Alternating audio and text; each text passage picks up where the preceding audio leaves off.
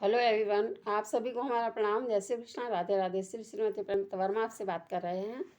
आज हम लोग कुछ बात करते हैं, जैसे कि भगवान अर्जुन से कहते हैं। वैसे तो कहा जाता है कि हृदय की बात, अपने मन की जो बात है वो वहीं कही जाती है जहाँ सुनने वाले के हृदय में दोष दृष्टि ना हो। तो वो यहाँ पर भगवान अर्जुन से कहते हैं कि उसको दोष दृष्टि से रहित देखते हैं, और वो अर्जुन से कहते हैं कि वो अपने मन की बात अर्जुन को कहना चाहते हैं, इसलिए वह उनको अनुसूया कहते हैं। तो कहने का तात्पर्य है कि बात वहीं कहना चाहिए जहाँ कि बिना दोष के, बिना दोष दृष्टि के रहित बात सुनी जा रही हो, जहाँ सुनने की क्षमता हो और आदर भाव हो। जहाँ आदर भाव हो वहीं बात कहनी चाहिए।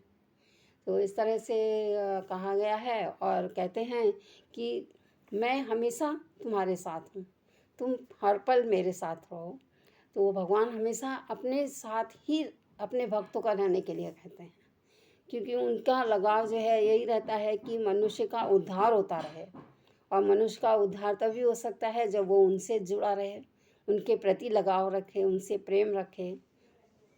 तो मोह और ममता नहीं होनी चाहिए, लेकिन प्रेम होना चाहिए, आदर भाव होना चाहिए, क्योंकि हमारे पिता हैं वो, और उन्होंने हम उनके ही अंश हैं। जब उनके अंश हैं तो हम अलग कहाँ से हैं, हम तो एक ही हैं। तो एक भाव होना चाहिए और उसी भाव के से हमें चलना चाहिए। तो अभी जैसा कहा जा रहा है, अभी कल तो महाशिवरात्रि है।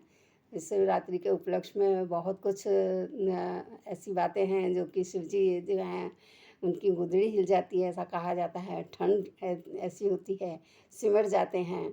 तो इस तरह से भगवान की बहुत सारी लीलाएं हैं, और कल शायद उनका विवाह भी है। तो उस विवाह के उपलक्ष्य में बहुत सारी बारात निकलती हैं।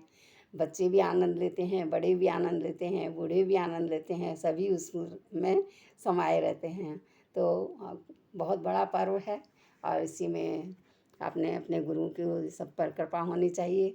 जय श्री कृष्णा, राधे राधे। हंसते रहिए, खेलते रहिए, खिलखिलाते रहिए, मुस्कराते रहिए, सदा आनंदित रहिए, खुश रहिए, और अपनी लाइफ एंजॉय कीजिए। बहुत आनंद है, आनंद ही आनंद है। जय श्री कृष्णा।